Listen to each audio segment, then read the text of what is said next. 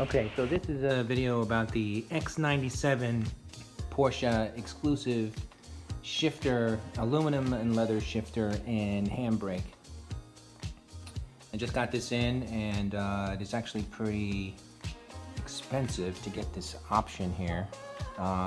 If you get the gear knob alone, it's actually, if you look up the part numbers in various dealerships, there can be up to like $1,700 to $1,900 for the gear knob alone, which is ridiculous. But it is solid aluminum. It is actually very solid and heavy. It's heavier than the standard knob, and it's aluminum as well on the handbrake.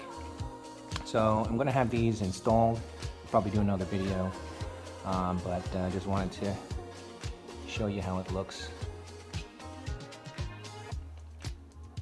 There's actually cutouts between the gear knob, so you can actually see through the shaft of the gear knob. And it's pretty neat. All right, hope you enjoyed that.